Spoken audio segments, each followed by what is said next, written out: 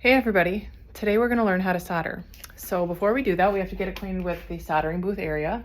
Here you can see there is the tripod and mesh, the fire brick, and the third hand that we're going to be using. We can also see that there's flux over here, as well as steel tweezers, there's the quenching bucket, and there's actually strikers and tin snips in this other bucket. As we go into here, you can also see that there is a light that you can turn on and off that we're going to be using at different times. There are a few other things of which you need to be aware before we start learning the different types of soldering that are common to most jewelry processes. You already know you need to use flux to keep the metal clean and to make the solder flow. However, you may need to reconstitute the flux if it has dried out. We try to prevent that by keeping it in Tupperware containers, but occasionally you will have to put about a teaspoon of water in the container and mix it if you can see it's not the consistency of Elmer's glue. You should also turn on the vents anytime you are soldering. The switches are under the cabinets above the counter on the right side of the sink in the back of the classroom. Once you are ready to solder, you can turn on the natural gas and air valves that are under each of the soldering booths. To create the ring, you need the long strip of brass from the sample pieces. Make sure you stamp your initials into one side. You can make this fit your finger if you measure your finger with the ring sizer and use the millimeter ruler to mark it to size. You will need the chain nose pliers, the solder, the flux brush, and the large half-round file for the sample. You should then file the ends of the metal so they are 90-degree square. This means there should be no angle on the metal in any direction. Then sand both ends of the metal and use the two chain nose pliers to bend the metal into an oval so you can solder the ring together.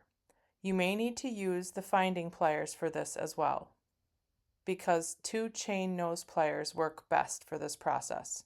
When you're making your ring and you have your piece of flat metal that you're going to be using, you have to create tension between the two sides of the ring that are going together. So basically you're going to put them back and forth like this until there's enough force or springiness to them that they want to like push back at each other and they're going to hold themselves in place. The other thing that you have to think of when you're doing this, and I just want to go lower here so you can see me, but you have to make sure that the ends of that piece of metal are flush like this. There cannot be a gap this way. And also from the top, if you're thinking from, so like now the ring is going this direction, you actually have to make sure that they're flush this direction too. So you have to look at it from two directions in space, from the top and from the side, and make sure that they're like totally together before you put them in the third hand. And then when they're in the third hand, they actually have to be upside down. So you have to actually have the third hand up on the top of the ring, and you have to have the space between the two of them on the bottom, because gravity is going to affect the solder and heat affects the solder.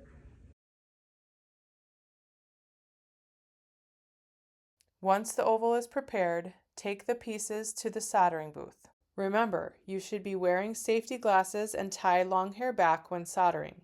You should also not be wearing loose clothing. This includes hoodie strings.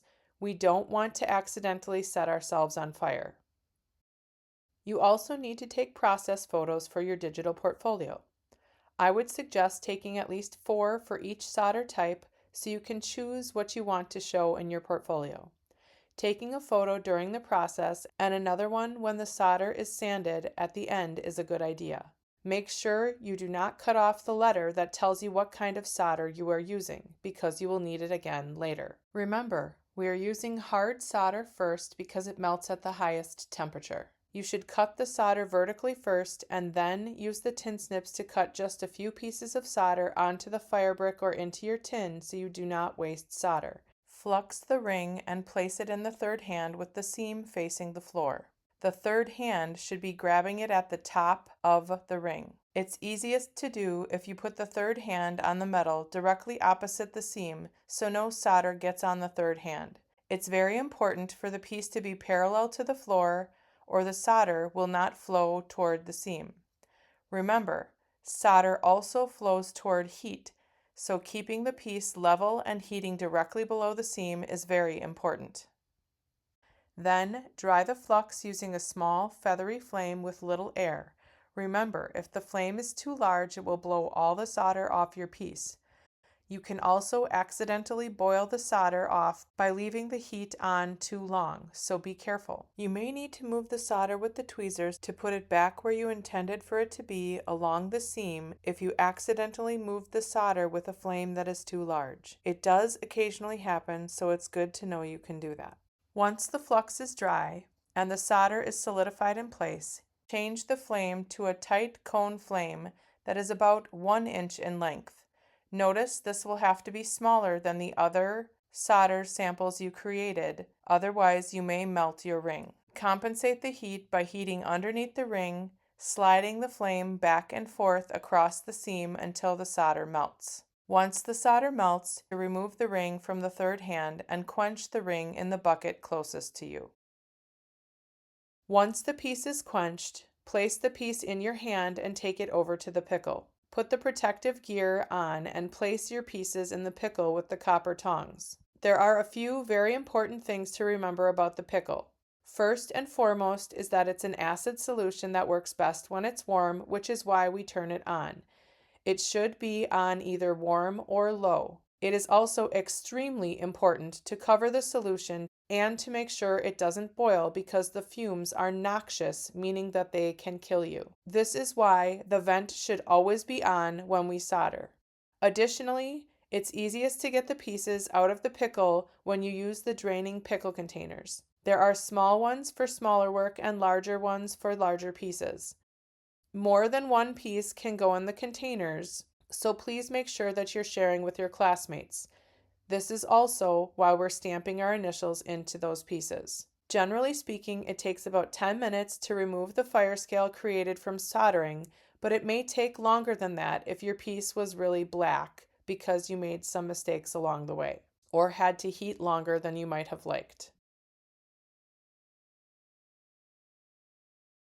Once you remove the piece from the pickle, you can file and sand any excess solder off the piece. In addition to doing that, you will need to pound your ring round using a ring mandrel and a rawhide mallet. The ring mandrel will have to be placed in one of the vices back by the anvil table, and you may have to bend the ring a little bit more into a circle rather than an oval in order to fit it on the mandrel. Be careful or you may pound your fingers. You should also pound the ring a few times, then flip it over to make sure one side of the ring is parallel to the other side instead of it being tapered. If the ring is tapered, it won't fit your finger well or at all. Notice the ring mandrel has numbers on it. Those numbers are the same as the ring sizer and the yellow ruler that dictates the size of the ring. The one thing to notice here is that the mandrel has quarter sizes on it as well, so you can fit your finger exactly since all humans are different sizes. If the ring does not fit your finger, you can also stretch the ring using a chasing hammer and the ring mandrel. So another thing about your ring is if your ring does not fit your finger, I'm just going to put it on, I think it was my ring finger here. It actually doesn't fit my finger. That happens to your ring as well because you measured, but maybe you filed a little bit more than you would have wanted. You can put the ring on the ring mandrel and you can actually stretch it. This actually works with bezel mandrels too, but the bezel mandrels are just really a lot smaller. So you're going to take a chasing hammer and then you're going to just hit it parallel to the ring mandrel when you're actually hammering this. And what it's going to do, and you notice how I'm kind of spinning it as I'm doing it, I also need to flip it so that it doesn't taper on me, because if the ring tapers, it will not fit my finger because it'll be larger on one side than it is on the other. So what I'm doing is I'm just making this a little bit bigger. Right now I can see that it's a size 7 and I actually need a size 8 in order to fit me. So I'm going to try this again, and I can see it's starting to get there, but it's not actually big enough yet.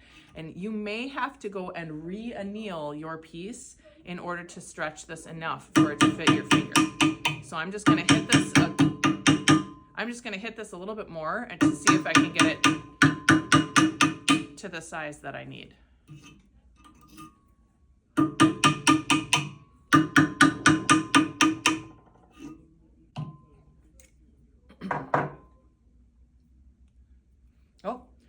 there I have a ring that can fit my finger.